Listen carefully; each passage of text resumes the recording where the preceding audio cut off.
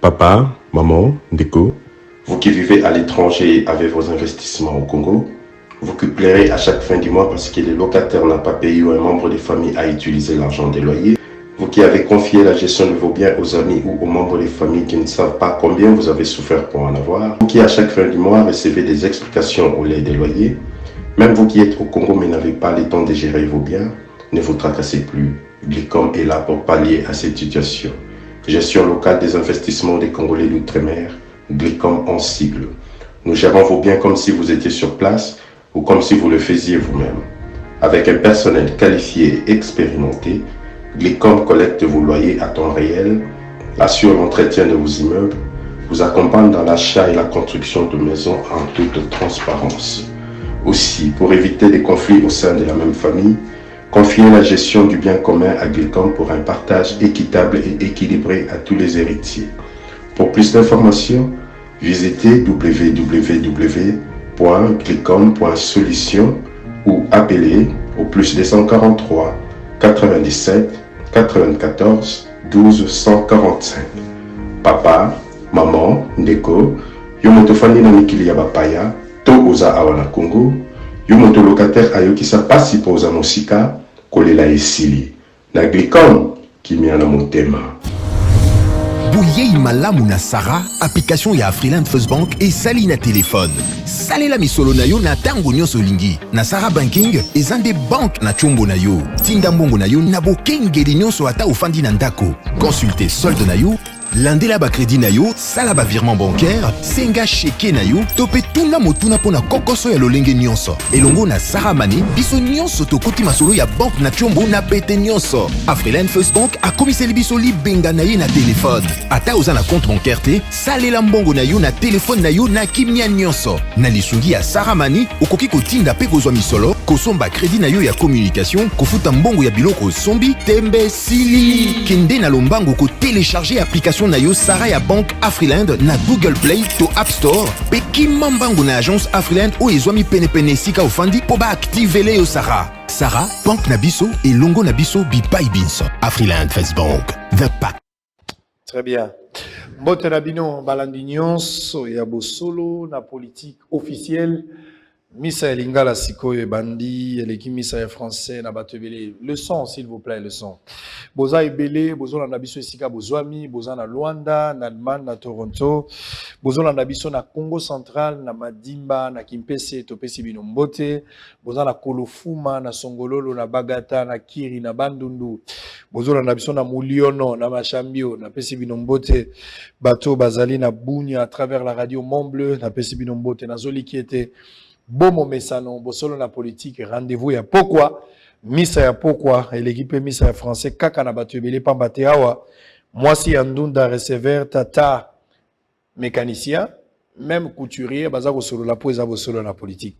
Sango esi azongi, batu ebele bagote, sango bakati émission, sango émission koleka lisusu te, PES TV ekufi, sango sikoyo ke wapi, sango akokende wapi, sango azaka kao. Chef de poste, officier de permanence, Tata Malongi Nazaka Kawa, avec 3C, commander, contrôler, corriger. Tout ça, vous continuez, tout ça, vous savez, vous savez. Donc, vous avez malembe. Si vous avez un vrai dollar, c'est que faux dollar. Bateau, baïbi, kotala, kababia, filigrane, talanzela, un vrai dollar. Pourquoi tout ça, vous avez dollar et perdre la valeur. Valeur nango ezakaka. Bosolo na politique, on va continuer à faire le travail, informer, instruire et divertir. Nga naza magicien te pona koyeba makambo elekala na bandako na bino. Naza magicien te pona koyeba makambo zolekala ba secteur nyonso, mais les gens nous informent.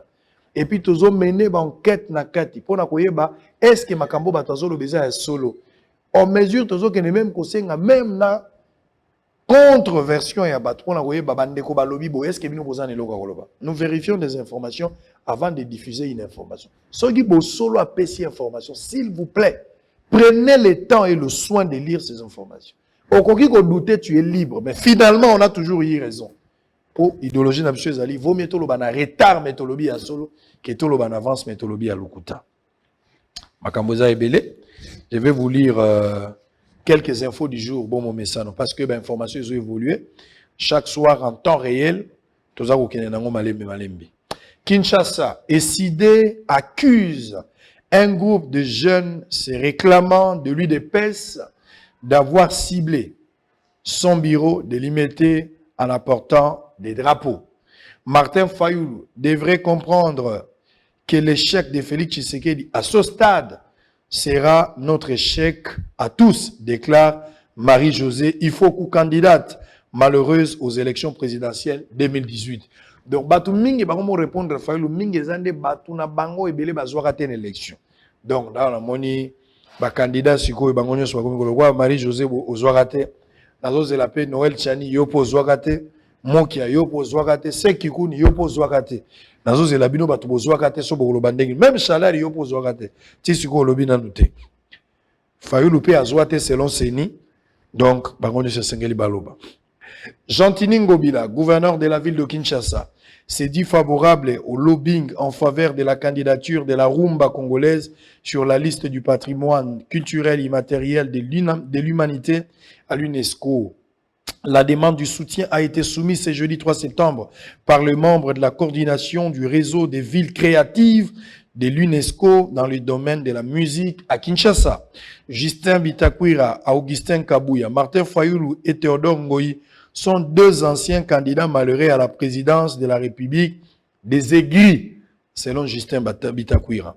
Massacre en République démocratique du Congo. Mukwege annonce une manifestation le 1er octobre pour exiger justice et indemnisation des victimes. Avant-dernière information, les pasteurs Godem Poyi, désigné président du Haut Conseil des églises de réveil charismatique et autres. On termine par RDC, réforme électorale. La MONUSCO approuve la démarche du groupe des 13 parlementaires. Très bien. Basali na Nzambe, moi désordre lango pe komi mikolo makasi nazaki na Lubumbashi, Soni Kafuta pasteur na bengi yo mingi na tikali komono te bon général. Ya armée à l'éternel, nazo bengi te kasongo ya za général ya armée à l'éternel. J'ai convoqué à plusieurs fois au tikali koya te, eza pe droit na yo, peut-être aux alliés occupés, to retenir rigueur te, to za na respect mingi na musalo za osala. Mais toyoki ke balongoli yo. Bon, na yo ki okomi ko s'attaquer na Kankenza. Koto Denile saza ko s'attaquer na ba pasteur presque nyonso mais mingi kiziamina na moni kutu ba photo mikolo mingi ya kiziamina bazongisi ya papa ndenga banda kotala livre azo vérifier numéro ya syllabus. Bon, désordre wane koti na makambo église. Je me demande ba pasteur bazo mema biso na Lola, to bazo mema biso na France, to bazo mema biso na Belgique. Nazo ebate. Parce que mission na bino eza sacré ya ko mabatu na Lola. Il y a un ciel à gagner, il y a un enfer à éviter. Mais makambo zo mema biso ba pasteur à un certain moment, to ça la problème. Nazala mituna ebele na makambo etali makambo nzambe. Évêque Pascal Mukuna bimi, moi ko solisa papa ezalité, papa za kozela parce que dossier kepe na appel. Papa bimi na ye mais bato ya mitema misusu wana mitema makovimba batindi dossier na appel. Donc na stade papa ko ikoloba te. Esengeli tozela appel a quitter papa pe totalement. Pour papa zongela koloba probablement cause la paix peut-être ba janvier ba février le temps qui a s'occuper na église a paix ma paix pour outil nesika ya pasi azape leader aza conduit spirituellement nzamba yebi ndenga okambaye de ce côté là tout ça la problème té la ligne d'abord tout le bela ba congolais bazo kufa mikolo nyonso église ba prière ya kobonde la pona ba frère o bazo kufa o bazo violer na ba kuluna eza insulté bosali sa ba ve na bino makasi zakaka kobimisa molimo wa nyongo nyongo ezaka esprit à ma connaissance parce que même banque defaka pas mundele bakamnyoso ya banyongo ba démon musu ya poto na Kinshasa eza démonté donc le belango quand même avec un homme de Dieu na ligaki ngamo d'abord na poko mona yambaki Denile simikolo uti koleka na koyamba pe apôtre Yoka je pense que lundi na poko na koyamba epe mais lelo tozo bandana no série ba pasteur ifuna yamba bango mingi po ba ibisangana no po matoyi na ngezobela Amashia Kayoka azali apôtre ya église Exode na Yolo na venu Wacha na commune ya Kalamu yenda za invité na biso na poko lelo apôtre mbote na yo mbote papa Israël pour la première fois ozo participer na bosolo na politique d'abord ben impression na yo bosolo na politique au mona ngona musika lelo ye kolenga na bosolo na politique yo pe okula batissimo ba réaction d'abord du fait que bosolo comme réalité pembeni na yo. Bon, on a zokumisaka nzambe parce que ils a chaîne plutôt émission balobelinga mingi Et bien, par rapport à matière au développement, que nous avons solo et au landama, tu vas au courant, et surtout que Nathan Oyo, Makambo, tu vas sala en coulisses, tu vas sala quelque part, tu as besoin de batunion, so, bamonango, etalisama polele. Alors, ben, c'est que nous avons solo, tu vas au donc, impression na sepeli mingi, et j'ai compris que mon heure est venue. Très bien. Aux en église de réveil, ou bien aux en église musulmane, ou bien aux en église protestante. Aux en appartenance nini par rapport à la famille à l'église. Aux en musulmane, aux en non, église de réveil. Église de réveil. Ok. C'est-à-dire église de réveil. Où est n'angambo asoni to n'angambo ya kankenza. Pour l'église de réveil, ça a groupe. Batumsu bataba erere c'est le roi deniles. Yo za na wo. Bon, dans l'église de réveil nanu. Zara non église de réveil. Ok. Est-ce que vous avez que l'église de réveil, une grande partie, dans le Bibatunion sauté, Batamalam Bazali, vous avez que l'église de réveil, belé, Katinabino, surtout, pasteur, le rôle a déni les Nazotangaya, lobby que, Moutouaza sérieux n'a pas pasteur azate. Ça n'a jamais chapé na Kati. D'ailleurs, démarche Nezali, pasteur rebellé, faut passer à Kabila, pardon, pasteur rebellé, faut pas bon la mitema, selon démarche naïe. Pourquoi bino bato église de réveil, l'élo? Bato bakomi na doute ya ko ndima bino alors que parmi bino ba vrai bazali. Et ça problème ni. Bon, mona loko ezolo ba malelo, eza même parmi ba raison o batindelinga awa. Na sala be mission na sala kala sur internet, na zo penda temps ya ko expliquer, musu na lobango na ba 2013, musu 2014. Tant na lobara ba vérité oyo bato bandima ngate parce que ça qui un peu impossible na temps wana. Na lobaga ke ba pasteur nyonso o baza élevé. Nzamba ebi bangote et ba tuba mona bango très bizarre parce que lelo ba ko za ba opesa message wana me ba okomisa ngona sukate. Ba tumsu ba tunanga ske nzamba tombola rate na epsa bango non nzamba tombola metan oyo eza vraiment ko mabeye et memi ba pasteur bongo ba luki be élévation na nzela ya nzambe te. Mais na tant to komi nzamba linga tombola ba vrai na ye. Alors, ceux qui il faut passer un pardon, il faut pas la niveau na bango, rang na bango ya bato bazaki élevé, bango ne faut passer un pardon. Bon, ceux qui doutent, c'est quand tu na batunga na ope sapenda bato belé moi torte. Pourquoi? Parce que ça comportement ya ba pasteur, pour Bible zolo ba mona misa na bino malamu, ba komisa tata na bino likolo. Alors, ça comportement ya ba pasteur ne sali ke bato ba ko douter. Alors, il y a un sali qui est moins incrédulité côté. Mais tout pétant, parce que l'église, il faut avertir qu'il y a faux prophète. Deuxième loco, tu fallait qu'il y ait d'avance. Dans ce mois d'août, c'est côté. Ça dit bien, on est enseigner qui va tout dire. Pour ce que il fallait que avertir. Bah, il y a un faux prophète bazali. Bino ba vrai sentinelle. Bolo bagité. Responsabilité, zongeli bino. Mais responsabilité, on a zongeli bisop et zongeli bandimi. Pourquoi? Parce que bandimi faut pas un esprit à Actes des Apôtres chapitre 17 verset 11. Bandimi a béré bazaki ce qui Paul a zoté, bazo vérifier la écriture. Mais le lot on a connaissance à Bible et ça le quoi réservé na pasteur yemoko et ça pour la bandimité oh et ça bien té. Donc fait dit enseignement au ba pasteur ba memi et ça net que bango ka il faut ba agir bandimité. Oh Jésus zo ba bien. Alors bien na Luc chapitre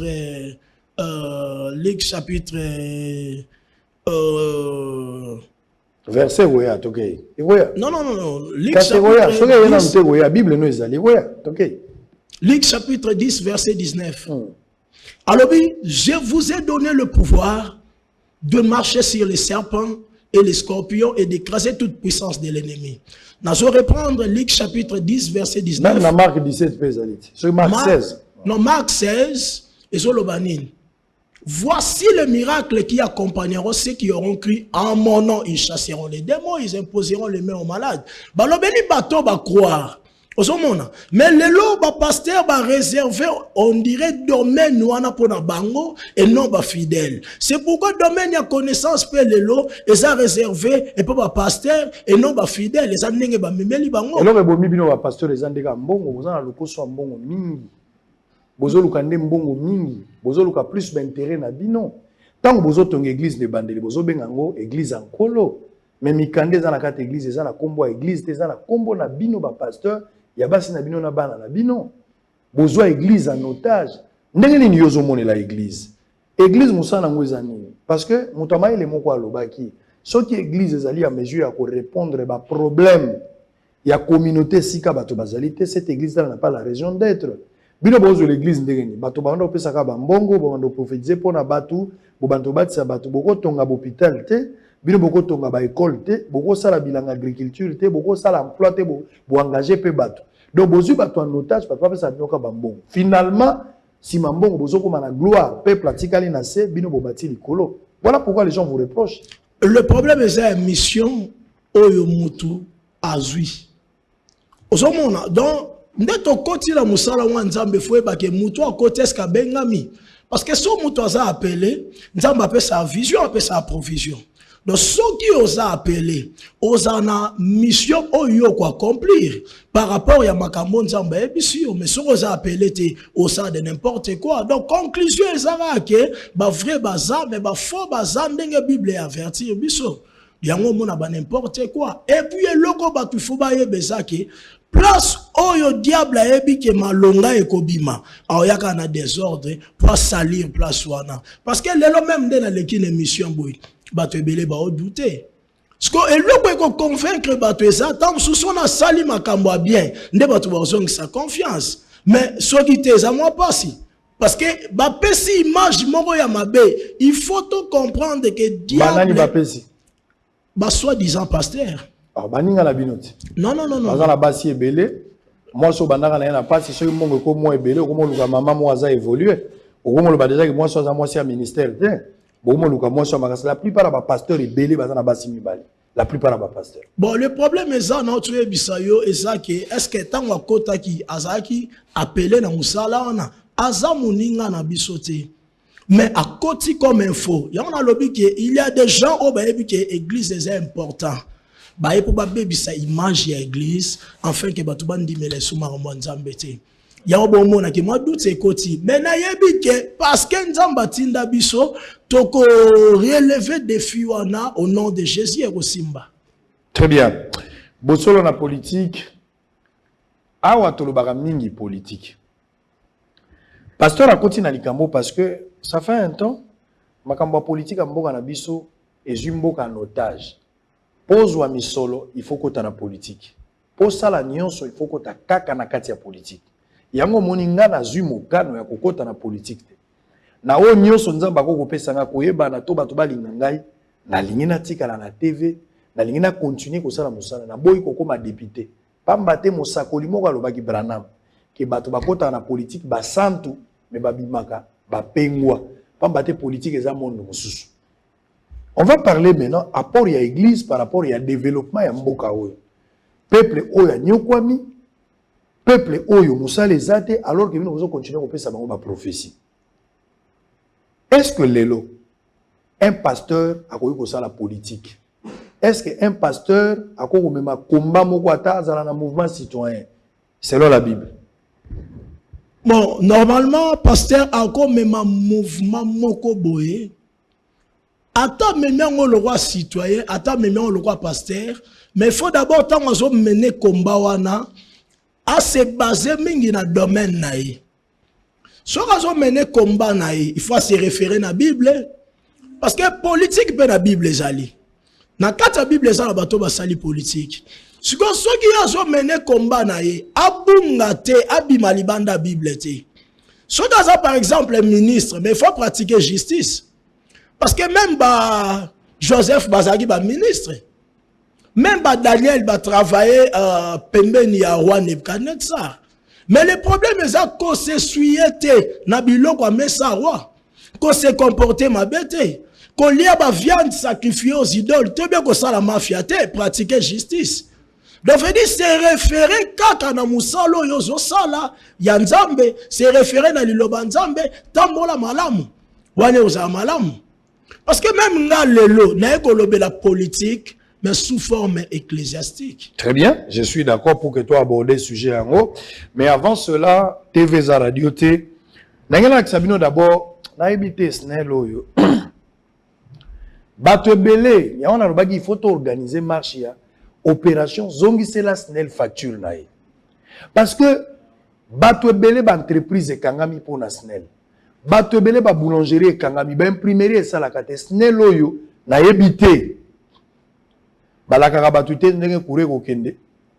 Bino SNEL boye barake yo déjà SNEL na bato boza na bango. Boye barake bino boza ba Yesu te. Yesu nda lobaka ko ya lokwa moyibi. Mais bino kure zo kende kolekana moyibi. Eza promesse na bino te eza promesse Yesu. Nda lobaka ko ya lokwa moyibi. Moto akoyeba te. Mais kure zo kende kolekana moyibi. Kure zo kende à partir à heure nini. Kure ko zonga bino 0 heure. Kure ko kende na 5 heures. Bazo tekela bino molili facture eza ebele. Ba konsaki population awa ote mokonza mboka pesi biso courant 2 mois. Le chef de l'État parlait. Mais Félix Tshisekedi a okende kolandela makambo te po ba appliquer yango. Les conseillers moussa la bino ezani. Maintenant que ba appliquer yango te population akomi ko futa facture ya courant. Bokomi ko sala biso nde ba libanais ba kosaka biso okoli hamburger mais sucré ya ofele. Nzoka prix hamburger eza na kati. Population zo souffrir na. Botala incendie moko esalami na Wileri. Un jeune congolais azana biloko na ye ya boutique azana nyonso na kati azoteka bilamba na ye. Na moi kaka boye azaki na problème courant abengi électricien aye ko bongisa. Soki prise, soki interpréteur to ebite na manœuvre wana nyonso moto ezui abungisi biloko nyonso. Na mbongo na kati $9,500. Chef de l'État bandai koleka na nzela wana mokonzi ya mboka Félix Tshisekedi akomi nesika wana moni moto nazo sevela na Félix Tshisekedi pona flexibilité mokonzi azaka nde bongo ozo telema pamba soko yoki bana bazana nzala soko yoki likambo za ndengo kendaki na fikini mokonzi azaka nde bongo place wana nazo sepela nayo pe soko komi ozolo bapeli ngalo ozo solo la pe na bato nazo sepela no kote wana mokonzi ya mboka komi ataliye moko amoni yango mais moya kitezalaki taki que ceux qui va compenser bazalaki souple balingaki bakita batu na mwana mobali wana kombone nani mukolo eloko ta musu balingaki basunga ye parce que aza entrepreneur ya jeune azobunda lobi mokonzi mboka na projet comme ça ba millionnaire aza jeune to ko aider lobi pas comme millionnaire mais mokonzi mboka kei bamura bakei batu nyonso bakei ba conseiller pe bakei moto azongi pete mais sango aye kotala ngana aye kotala so ezalaki Yesu nde ata kotaki na ndako ya Bartime mais botana likambo ngo ndenge ezalaki tozonga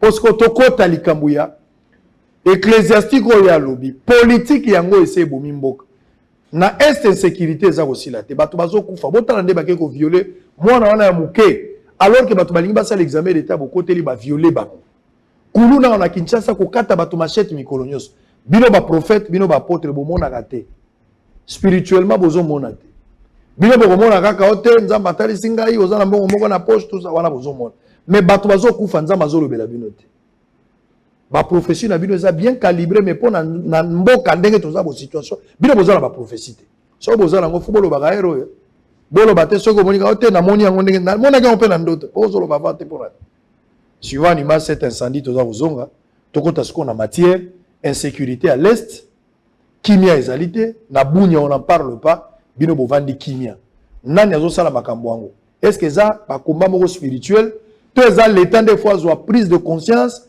azo ba mesure moko draconienne pour na ko sauver ba frontière na biso et puis connaître ba mouvement rebelle ne se zo ko attaquer biso en image et puis on se retrouve après. Un incendie s'est déclaré dans une maison d'habillement des C17 Bola, située au croisement des avenues Wileri et Croix-Rouge, dans la commune de Lingouala. Le feu a ravagé tout sur son passage, tout est en ruine. La cause de cet incendie reste encore un mystère selon quelques témoins. C'est ainsi qu'ils demandent aux autorités compétentes de disposer dans chaque commune des engins d'anti-incendie pour éviter le pire. C17 Bola. Abengi biso awa boutique na bino zo zika to pelisi mituka to yembangu to yokuta moto bana quartier bana mai ba bundi nango et après ba bundi mais pona ko boma ita passe hein to perdre biloko ebele to zo pesa ka massa ça na courage mais biloko eziki presque nyonso ba ki retard bien sûr mais to za na kati ko bongisa makambo ebele to ko bongisa biloko banda oya mais pona moment to zali to za na ba ya babengi yango yé na retard mais to na choisi ezaka po ba konzi ba comprendre que non il faut ko bongisa makambo susu donc to na kati ko bongisa kaka na zaki na bureau babenga non boutique moi na bino et tout ça moi na mai na bino et puis quoi Je me suis déplacé pour venir regarder, partager la douleur de mon frère ensemble. C'est un peu ça. La population quinoise est appelée à la prudence pour que ce genre d'incidents ne se produisent plus. Très bien, merci. Alors on va répondre. Apôtre, Malobézé Panayo, insécurité à l'Est. Les lois na Kinshasa sont au fait au-delà de 22h au Zongate. Bana Kuluna Nazaki na pasi na moni ba Kuluna ba bo. Non, il faut uzala na mitema. Kuluna ba violer maman ya master na bango. Et ça la mina matete. Maman ya master na bango a uti fête. Le quoi ba yoka na katena master na bango ba bebana ba zeli maman na bango a uti na fête akiti na se maman qui ko se soulager na ebite esprit ni côté la ki maman koti na tinel pour maman qui ne se soulager. A koti na tinel on a zo se soulager. Ba kuluna ba bimeli maman ba violer maman ya master na bango.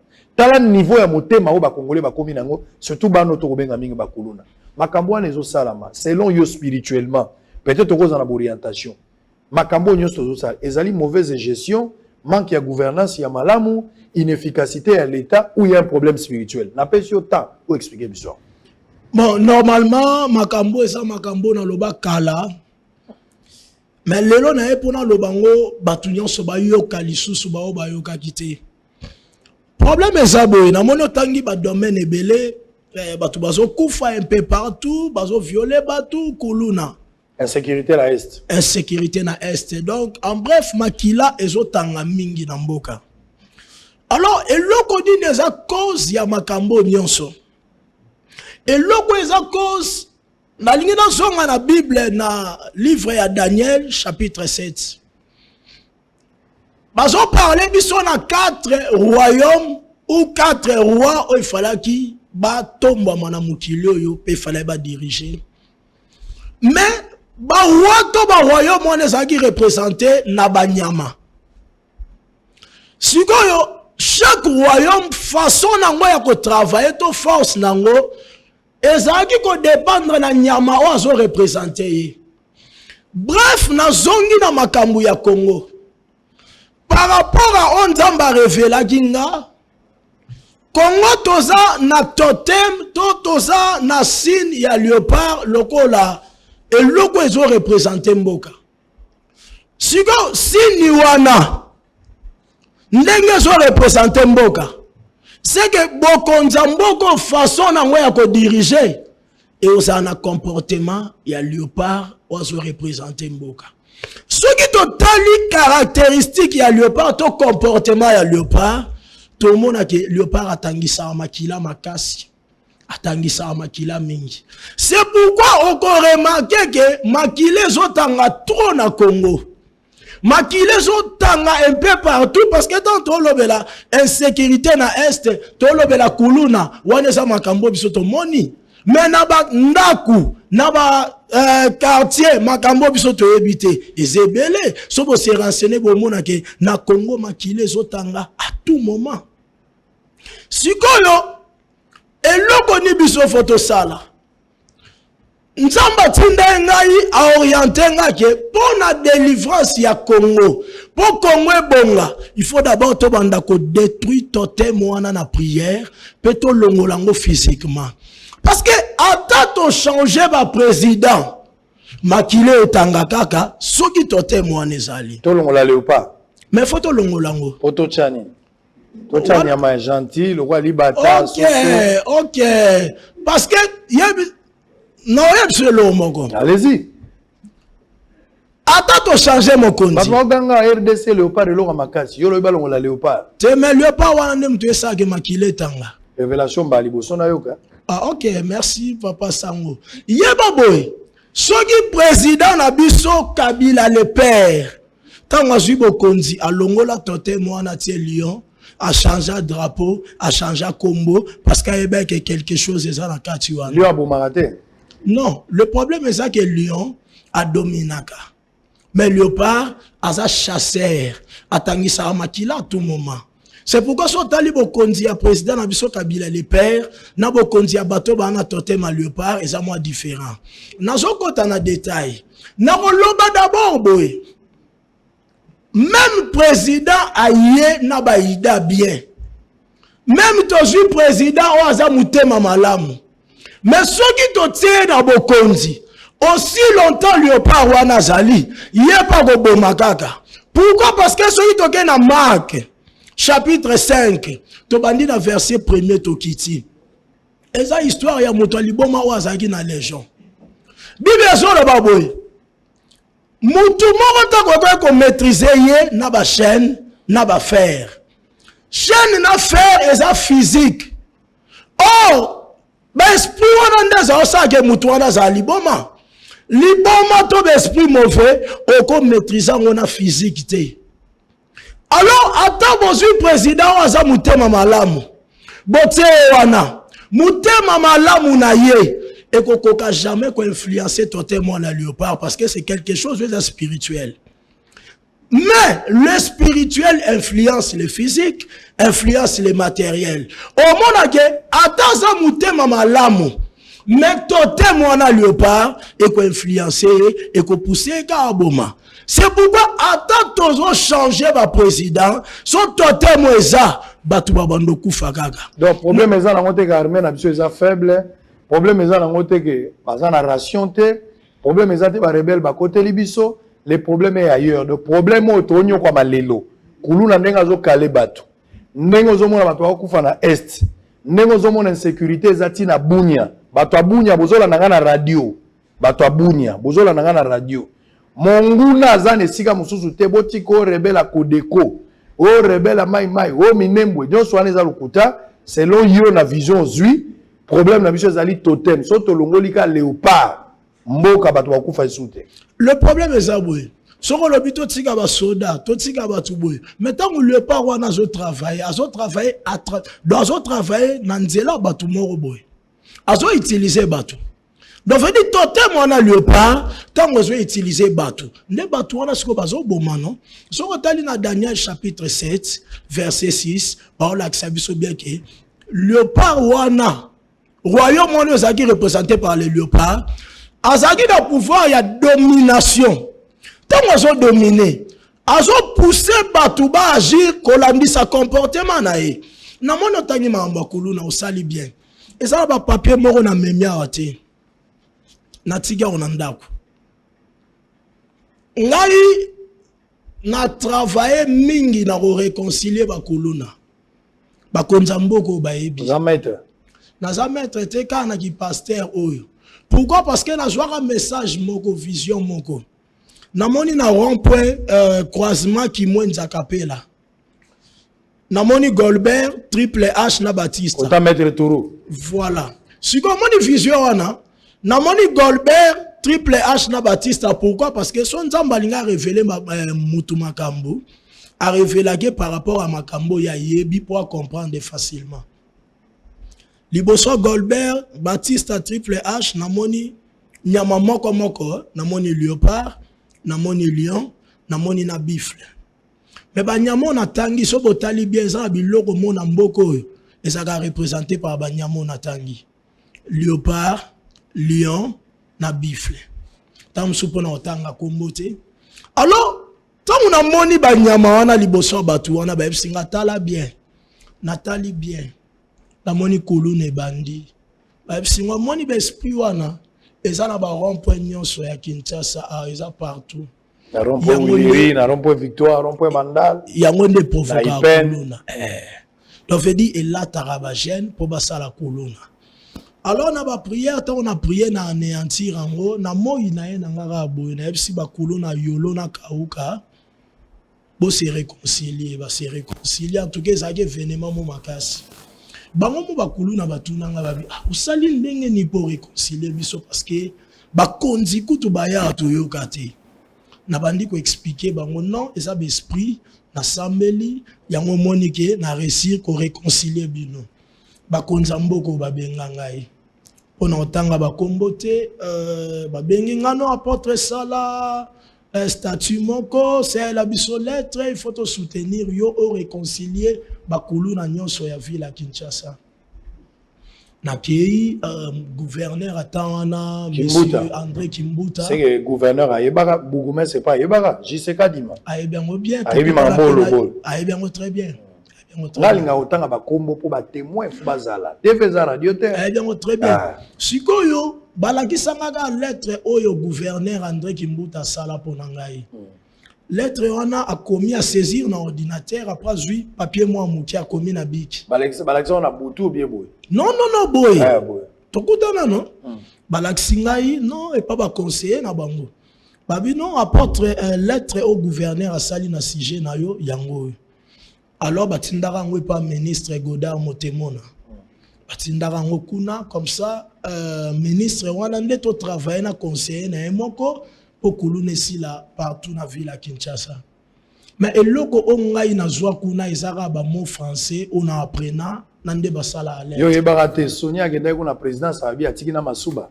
Azwa ke lokote. Te suba zara ndeni. Balobi loko la méthode na yo esimbi to travailler na yo pour si sango partout na ville à Kinshasa. Mais ba mingi na français. Bon, lettre tant au comment babilo musuba terme même musuba comment en français. Et puis la kisinga babi au moins ndenga tie papier au likolo ya lettre na yo a commis na bic. Donc c'est que à considérer. Voilà moi urgence mo boy. Mais comment qui bon apporte benga biso lobby to continuer démarche. Na benga lobby apporte benga lobby kuna to continuer démarche. Na benga lobby kuna apporte benga lobby kuna to continuer démarche. Ti je musuna fandi na bi mais est-ce que bango mutu bana posa na ngato nga munana posa na bango ero no tuni no nzambe te ozo mituna ka yo mo non mais ngana sali musala parce que na ebeke eza quelque chose de spirituel na sali musala récite tali sami bango ba bengi ngai ba bi OK le quoi récite tali sami c'est qu'il faut ça ani o réconcilier ba kuluna ya ville à Kinshasa mobimba. Ce que Kobika benganga lelo, benganga lobi, benganga lelo, benganga lobi, toujours et finalement, non mais toujours musunabi mais nazo comprendre l'oroté, bino mtubo luka ngatonga muna luka bino. Alors journal lobara bongo eza souvent peut-être yaka vendredi. Vendredi wana yo mona lettre moko signé et pas ministre Godard Motemona na ngona ndaku na boya ko memango a. Prochainement peut-être na ko memelo ngo. Bon, acquise réception, que démarche et continue. Donc, je veux dire quoi? Et ça, c'est l'esprit de provoquer Kuluna. De la même manière, ça, c'est l'esprit de ça qui est beaucoup de biso. Et ça, la makambo, ça, la makambo, maquillé. Ça dit, tout le monde pour la Kinshasa, c'est Kuluna, nous sommes en Afrique du Sud, nous sommes au Brésil, nous sommes bon, plus nous avons parlé d'un problème il y a Kinshasa par rapport à Onzamba Rivière. Non, ça dit, s'il vous plaît, Makambo Zolobo, il y a comme une spiritualité. Il faut zapper mon tour. Phénomène Kuluna, ils phénomène moué à société. Et botami na biloko ebele mingi ezali situation économique dégradation de situation économique nde botisi kuluna misala ezali te ba para bazali incapable ya kozwa charge mingi na bana na bango liboso ezalaki ba chege. Aujourd'hui on parle de kuluna et puis ba raison ya bongo na bongo likambo éducation mais nyonso to kotia mingi ezali plus prise en charge ya ba parents ezali te vis-à-vis na ba manque à prise en charge, n'habite ceux qui c'est un problème spirituel. N'habite n'engue yozo même la biso na logique quoi. Pour kuluna ici là, n'engue yozo il faut réconcilier. C'est-à-dire musala police ezagi soute. Pour yo nga osano musala wana. Bon musala kasongo kanya à l'époque to nga to sukande. Balinga basa misala te. C'est-à-dire au memeli kuluna sur le plan spirituel. Or kuluna ezali problème ya société, o esengeli bazo ba mesure. Il y a makasi pour la éradiquer et prise en charge pour récupérer ba kuluna ko tia bango na babilanga misala ndenge na ndenge ba yekola misala pour que ba se réintégrer dans la société va continuer ma. Yo même un problème spirituel ou que le problème là ne peut pas être résolu sur le plan spirituel ce qu'il était moraji makamna mabokote. C'est de là qu'il y a confusion apôtre. Ce comment on est soboy. Toi ça va réaliste. Oui, là que ça parce que là na réconcilier ba kuluna wana na prière na ngai na physiquement boy tout est possible à celui qui croit. OK na réconcilier bango manière on a réconcilier bango même ba konzibele ba loba biso to koka yango te. Donc veut dire quoi? Il y a aussi des kuluna on va vivre bien. Il y a aussi des kuluna on va tanga à classe. Ceux qui ont pris en charge de provoquer kuluna c'est que ba na nyonso faut pas ça kuluna parce que ça bateau ba soufaka. Neti biso to fana na ba kauka to fana na ba yolo. Et so kutana kuluna. Na fanda na bango mingi te ko vanda eza bayebi ke vena biso aza apôtre saba mais na ba soir bozo zongo uti ko te na batinel kure katani beaucoup de temps ba calé yo wana boye banité c'est comme là yo te nga bakalanga nanu te mais naza mwana kauka na fandaka na yolo très bien on va évoluer kulu na nde sale mara na rosa na fandi likolo ndako nanga na ota na kulu na doto kima te doto to bota minango to koli nango deuxième le to message nango te na tuna expression là parce que kokuta na kuluna na komona kuluna place yo sala biza biloko mibale te to fanda wana to kola wana to yebi yango bien parce que l'homme na ngana lobeza boy par rapport à spiritualité, pour comprendre que physique et qu'on jamais qu'on empêcher œuvre spirituelle et ça va couler na mususu so talié boy amo malamu alobarate a kola bien mais subitement la muki ba komi kolona alors muto bon tant to solo lina et to prier au mona zonge puis yemo ko zo pe so témoignage azo yebiso ki na ko fanda na ndako bona bien mais so biloko ngoye o comprendre te ka ko mosala donc veut dire quoi a sentir yemo que esprit mo ko zo lié parce que nga fandi na ba kuluna mingi na solo na bango mingi zo mona alors exemple on ça surtout zongi par rapport à esprit au monde qui esprit nous besoin influencer. Il y a totem voilà. Na lobeli totem le roi pour Namboka. Mais pour la Kouloun on a expliqué que léopard azali, lion azali, bifle pas azali. Donc ce sont les esprits. Très bien. On va revenir tout à l'heure les temps, les temps. Ça dit solution à ba Kouloun en général quand son besoin nyoko mapamba, mutako si sa Kouloun la réconciliation. En croire badir ya apôtre babaka bozo sala kana na police criminelle boko kolala na bino soki ndeko yo bo pese nzela réconcilier à la révélation à réconcilier ba kuluna eza révélation mo rare mali boso na yo kango eza rare mission moko difficile mais nzamba lobeli o kocha loko na obakise za boy mutu na mutu ana musala na ye tango nga kutana ba konzi musuna ebisa bango boy oba tuna nga siko to sa nini nga na bisi ba nga na sali musala na ngai place nga na suki bino pe bo na part ya responsabilité l'état ba parents pe ba na part ya responsabilité parce que église eza sali musala mais ba parents pe faut ça musala l'état pe fait ça musala soki nga na réconcilier bino pe bozui bango bo pesi ba misala to bo pesi ba formation bazwa ba parents pe na part na bango faut pas pe part na bango responsabilité et ça te gage batike la nga moko musala non nga na osala ya nga na suki place na si na suki bango pe pas sala ni concrètement lingini olingi l'état sala problème eza boye soki nga na réconcilier ba kuluna après l'état pas tali par na ça dit olingi l'état tika yo aussi li sakuluna na Kinshasa OK yo ndo aussi li sa mais na lobi avant yo tuna nga question oyo bango nde ba benga nga ba bim to moni musalo yo sali c'est qu'il faut travailler na yo aussi ya bana côté na bino aussi ya bana ya côté na bino voilà mais bola fa yanga bana nte maintenant comme kuna ndeni ba moyen na nga ezaki mokier parce que na ça on a ba moyen na on va revenir calme-toi on va revenir s'il vous plaît alors insécurité en motozolo ba batwazola la te ezala ba place mususu wana ba kisenso wana moyen ko tamboleza te na matete moi Kimi Ekoti Raphaël Kibuka vous avez fait un grand travail honorable félicitations quand même hein félicitations mais ça va quoi monsieur zo sala madame mingité on va d'abord suivre cet élément insécurité na est ba réaction ezali likambo ya Fayulu epeli Simboka ba réaction ezebeli lobby la ngai lobby na voyager mais la voyager souté lobby ngai bongo na zawa lobinga mona musa Steve Kivuata akozala lobi na tongo Laurent Onyemba akozala lobi na tongo Peter Tiani akozala lobi na tongo l'acteur ne meurt jamais bakozala misato ekozala moto nazo ebiso emisho a lobby luka likayebo apembe na bilo mai tension ekozala en direct bokolanda yango suivons d'abord en image ba réaction à propos il y a démarche à Martin Fayulu baza kosala na Théodore Ngoyi ya kolongola président va destituer dans le Parlement, et puis bon, on appelle les insécurité. Vous allez prendre même aussi cet élément à rugby pour la moni côté sport fait problème ezali bandeko oyo basalaka bazana kati ya bureau ya makambo etali rugby batebele balingi balongwa mais bato so alobité kolongwa botolingi yango te faut processus électoral et salam surtout ça l'élection de tolongoli bato. Suivons ces trois éléments toza ko zonga poto silisana apôtre par rapport à sujet Tikali et puis on va terminer. À tout à l'heure.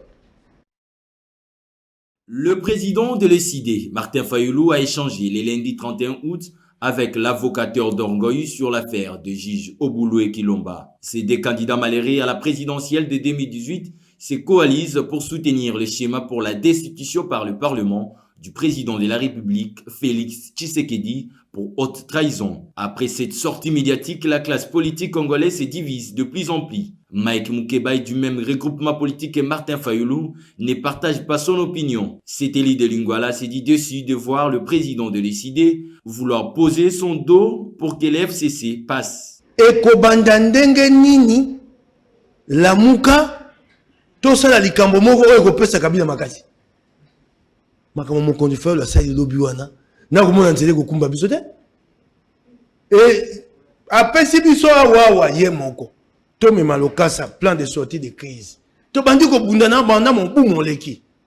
Wana siko asali lobi. Wana sortie de crise to aggravation de crise. Du côté des caches, Maître Bazin Pembe s'insurge contre la position du président de l'ECD qui, selon lui, serait l'œuvre du Front commun pour le Congo pour déstabiliser le président de la République, Félix Tshisekedi. Avant qu'il y ait d'abord trahison ou pas trahison, il y a président Félix.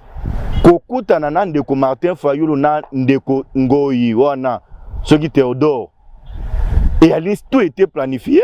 Et alinde bandeko FCC bazali ko utiliser ndeko Martin Fayoulou na ndeko Théodore Ngoyi. Pour sa part, Maître Steve Kivuata, cadre de la Mouka, estime que Martin Fayoulou ne fait que soutenir le respect des institutions et non les individus. Biso la Mouka tozali na ba principe.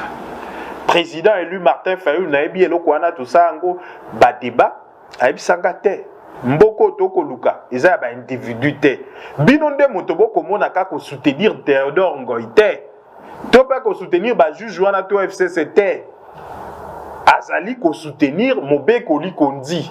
Après le récent massacre perpétré dans la partie est de la RDC ces dernières semaines, les réactions fusent de partout pour fustiger l'insécurité qui met en mal l'intégrité territoriale et le développement de la nation dans sa partie est. La dernière en date est celle de Christian Bossoyi, président du mouvement Totelema, qui demande non seulement le renforcement de l'effectif militaire, mais aussi et surtout le moyen en termes d'armement et de finances pour mettre fin à ces massacres répétitifs. Il faut qu'on remplace d'abord les généraux, parce que il faut qu'on remplace, qu'on look à généraux, à cause de la compétence, peine souci à mboka. Il faut qu'on tire bangona nous, na ba arme moko ya bien pe ko accompagner bango. Monisco ngoti le lieutenant to bengana bangote.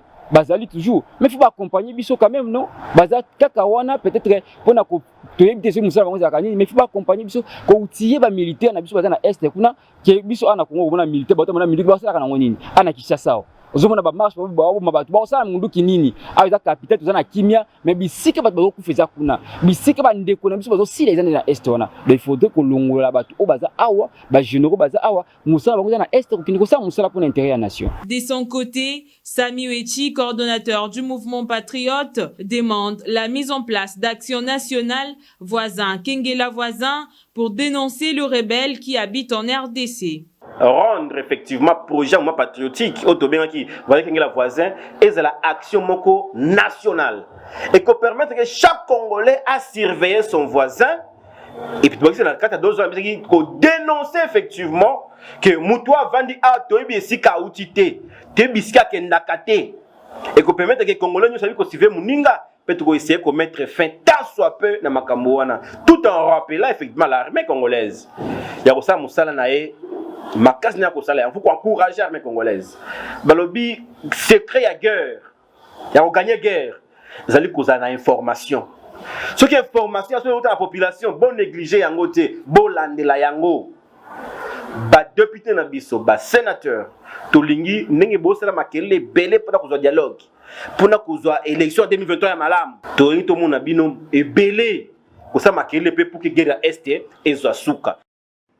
Très bien, alors on va terminer dans peu de temps. Apôtre, émission sur Kemagem Manasuka. Peuple congolais, Azali, un peuple où Azo souffrir, mais avec une richesse à côté. On a la route na Est, na route na Congo central, na route na Katanga. Ce qui est tali minéré au Tozanango, le pays est potentiellement riche en promesses. Pour la richesse, on va souffrir.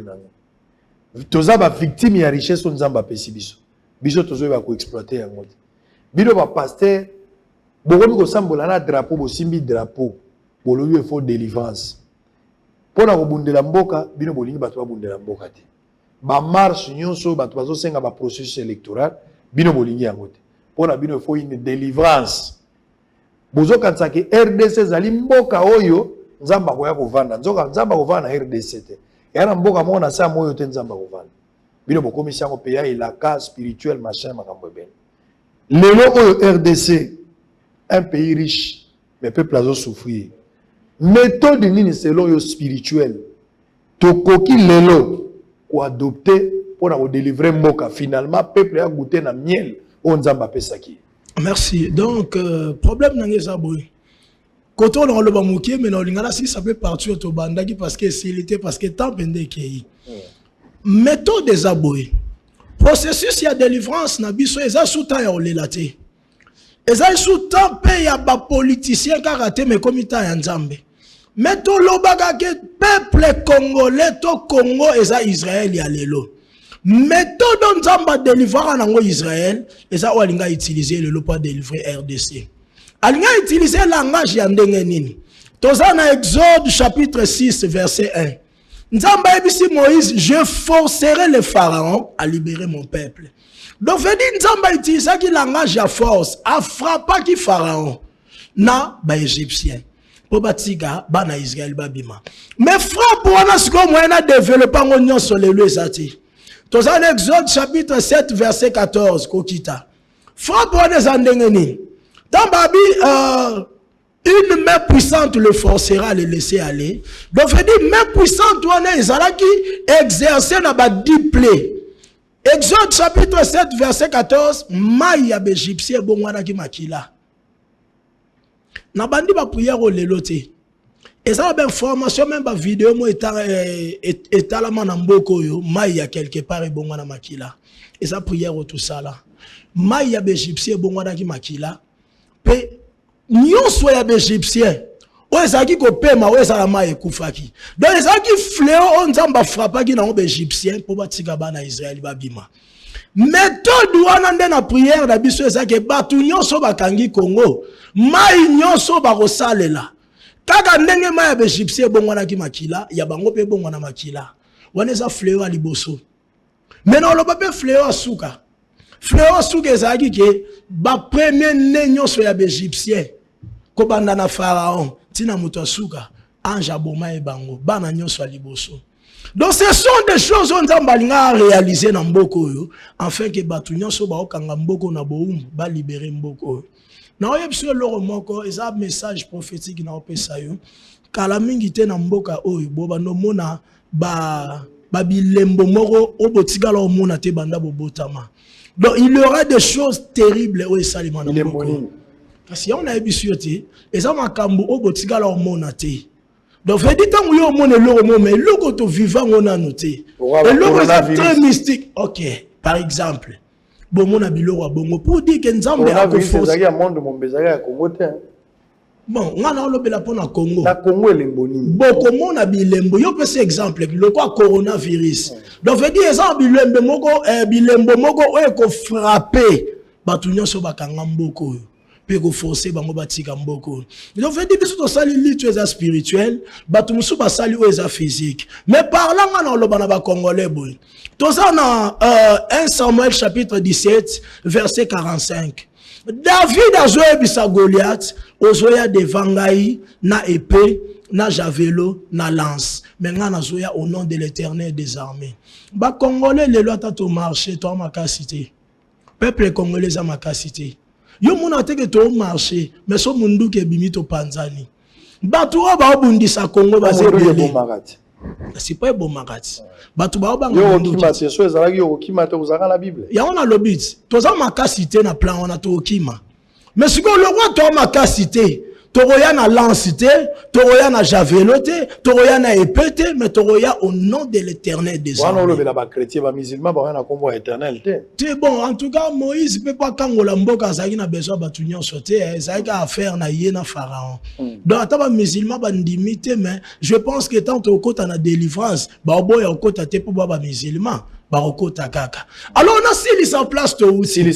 Na lobby que soki to longoli totem a léopard te ata totem mokonza bien a baby saga parce que léopard wana a ko influencer comportement bien et kokate ko empêcher œuvre à léopard si ko danger za wapi soki to tiki totem a léopard to changer président mabeli sou makasi mabeli makasi pourquoi réussir te tant que totem wana ali ako resir te donc mandat otobo sanango batu ba kufa kaka na abi mandat otobo sana batu ba ko kufa na lobi makambo lelo te omoni batu balandanga kala ba opesanga raison carte ya suka ya congolais ezaki IDPS ba ke so IDPS azwi bokonzi makambo ebonga siko na minute so batu ba comprendre que IDPS angwa azwi bokonzi mais makambo changer te c'est pourquoi siko to yé ozela siko fayulu te na minute to zonga lisusu na minute au moins to zongeza te to avancer to tika tenter parce que moni nzambe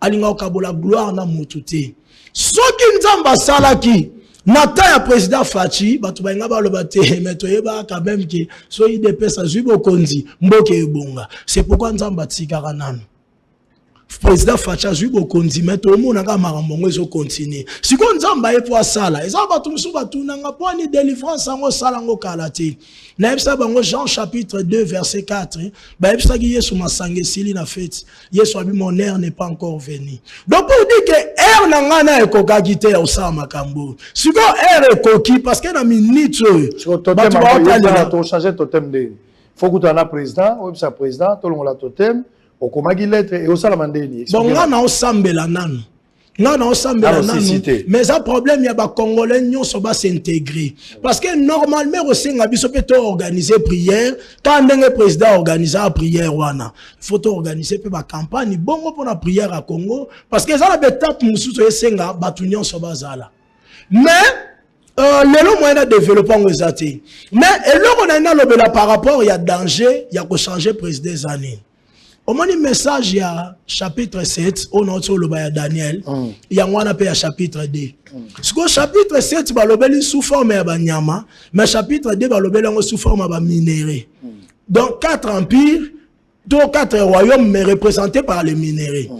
Il y a Liboso or pur, il y a Mibale argent, il y a Misatou airain, 4e est fer. Ce qu'on a ligné tout ça là constamment. Ce qu'on a na valeur. Or na argent, or eza na valeur koleka argent. Argent na airain, argent eza na valeur koleka airain. Airain na fer, airain eza na valeur koleka fer. Donc senti que valeur est ça ni, ils ont diminué. Autant vampire ils ont les valeur est diminué. Mais sur autant na directé, on senti que or na argent, argent ça dit koleka or, airain ça dit koleka argent, fer ça dit koleka airain. Donc ça dit que valeur ils ont diminué, mais force to directé ils ont matin. Par là na lobani, na bokonza Congo, valeur est représentée par le nombre d'années au bakonzi ba osala. Mais force est représentée par mabe auto zomone salima. Président Mobutu a sala 32 ans. Président Kabila Sali, 18 ans. Président Fachi a soit 10 ans, soit 5 ans. Donc, ce moment-là, il y a valeur et qui est valeur. Combien? Il y a 10 ans? Tiens, dans le lobby, on a un normal, mandat, 5 ans, soit 10 ans. Tiens, dans mon unité. Tiens, non, quitté, mais soit 10 ans, soit 5 ans. Mais l'élection en 2023, bon, côté qu'on a un comité parce qu'il y a un prière. Prière, on peut savoir ce résultat. Si on a le directé et zo mata. Donc, fait dire soit à bien. Président Mobutu a sali 32 ans, abomi, mais président Kabila a 18 ans, abomi que le président Mobutu. Si on a taille à président Fachi, on risque. Abomi nini? batutende bato bazokufati makambo lobo kabila non tozolobela bokonzi ok eza mandat non toparle na mandat sikoyo na ta président Fachi tozoriske mpe bato bakufa koleka na ta président Fachi bazoriska bomba bato te bokonzi sikoyo soki ye mpe ya longwe oyo akoya ozomona te ke autant tozodimine force ezomata me valeur ezokita bane ya pouvoir ezokita me force ya mabe ezomata. Très bien tombola na mabongo misekomi na suka mibale moko kande tomomara te oyo eza soko ozobondela te oyo eza problème oza problème la santé niyo nyonso na kati ya bamission eza lokwa contrat so eza solo pena ke oza problème ya loboko limbisanga eza lokwa contrat la nzambe salelanga so réussir na ko restaurer limbisanga ndeko na ngana mais place euti yo limbisa so eza so kezobela so eza liboko eza kobela limbisa na sali yango na côté non problème on ne relative este peso mona na terre te koma aussi là et comme na ona suka likambo te ça va vrai ou faux uti ko yebisanga ya ke Congo eza na problème totem tant que totem to changer ya lion ya léopard te mboka bato bando kufa kaka mambo yebisanga yango wana vrai ou faux uti ko yebisanga ya ke bokonzi ya kabila boma bato ebele kolekana ya Mobutu vrai ou faux uti ko yebisanga ya ke po batu ulune sila na Congo mobimba surtout awa mingi na Kinshasa yo ndo kosilisa ngo na ba réconciliation no seno spirituel na ni spiritualité nzamba pesio na ba révélation oyebisinga ke obandaka da ya mosala na yolo silisa mais tango kendaki kuna kimbuta ndimaka me godard nda betsa o batour ne mambo bi ba conseiller na ye oti oyebisanga ke na ba rond-point nyonso ezalaka esprit ya totem wana ezomonisa bakulu na ezalaka na ba rond-point nyonso na ba esprit mususu le roi lion pe bakisami na bifle pe bakisami oti oyebisanga awa tout à l'heure que pour basa la délivrance ya Congo obaki faut basani pour délivrance à Congo salama il faut tout ça faut to longola d'abord totem on a prière très bien to kata ba alliance union so o salema na monde à ténèbres et puis to libérer mboka o na maboko à Lucifer to boto lango na maboko à Lucifer parce que ça ba alliance o salema na ye moko Lucifer oti o balanga que président Fatia ko réussir na été tant que totem wana ali to espérer te ata sali 5 ans 10 ans mais so totem ezalaka to bosa na président Fatia ko réussir ne makambo lobiti bato ba kufaka mboka pe ko bonga te ti to longola totem faut délivrance penza siko délivrance ngo yondo osalango oui osalango na stade partout place ba permettre osalango au bon de la pona président au bon de la rapona mboka au bon de la pona batu nyonso ba se présenter pe pona moto akokamba kutu pour plus de précision au moins le président Oyo, soit qu'il y a l'élection en 2023, avant président, on a bataille na place. Parce que biso to banda prière à délivrance, ata va permettre bisoté. To banda délivrance, pour na mutoya au fan d'alisou na bokonzi, faut to sambela sou ponaye. Très bien, merci beaucoup. Je rappelle ici aux alliés apôtres, il y a église Exode, il y a Yolo Nord sur l'avenue Machia numéro 7. Non, avenue Wacha. Numéro 7, commune à Kalamou. Numéro de téléphone des alliés, peut-être la présidence par exemple, on a besoin de 082 51 69 408 au bandelango 082 51 69 408 ce qui va bien dans numéro là très bien. Blanc, plus blanc que neige, blanc, plus blanc que neige, lavé par le sang de l'agneau, je serai plus blanc que la neige. Monte manapeto, nasukola mimobimbo. Na makilama yonkolo nzela oyo ologoti mbongo ko zonga ngomba libele na likanisiko kologota lisusu nzela oyo kulu na rate yo est-ce que kozonga bosolo sili tokuta la lobi Bouyei malamu na Sara, application ya Afriland First Bank et sali na téléphone. Salela misolo na yo na tango nyonso lingi. Na Sara Banking, ezande bank na chombo na yo. Tinda mbongo na yo na bokengeli nyonso ata ofandi na ndako.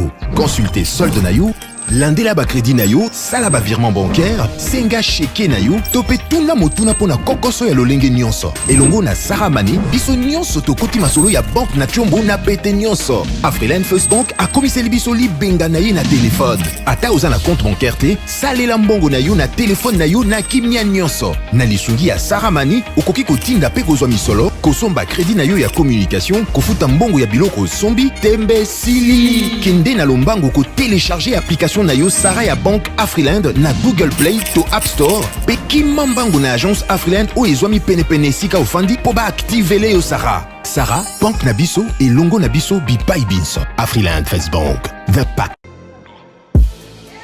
Ben Lubitsch, spécialiste en immigration américaine, a Betty Kelelo qui a bandi déjà pré-enregistrement et à déveloterie 2022. Papa, maman, Peli Bota Mobimba, Elenge Mwasipe Mobali Oyo Bozali na passeport biométrique na $5 ya Pamba, na moto, Boya na ba cybercafé Ben Lubitsch, na bon marché en face ya Hotel Phoenix, na galerie Igo Tonzambi, na Lemba Terminis, pe na Apocalypse Vende, Massina sans fil. Mana ya Kinshasa to pesino lisusu mbote. ezali ngai ndeko na bino Ben Lubitsch ya cybercafé Ben naye koinforme na bino ete KCC a annoncé DV Loterie 2022 yango biso na cybercafé Ben Lubitsch tozali kobanda pré-enregistrement mpona koparticiper na programme ya DV Loterie 2022 kobanda mokolo na le 20 août jusqu'au 30 septembre 2020 yo ozali na passeport biométrique en cours de validité yo na libota na yo Boya na Kinshasa na ba cyber na biso ezali en face ya Hotel Phoenix na bon marché na galerie Igo Tonzambi na Lemba pe libanda ya Apocalypse 22 na lobi na quantité mais libanda ya Apocalypse 22 yo pe ndeko ya diaspora boyebi ete bandeko ya diaspora 167 o batindaki ba photo année passée bazalaki ba gagnant cette année yango tozali ko encourager bino bato bozali na diaspora na libanda à l'étranger bo tindela biso ba photo na bino na ba page biométrique iska photo ezaka na passeport botinda yango na adresse email oyo ezali na mopanzi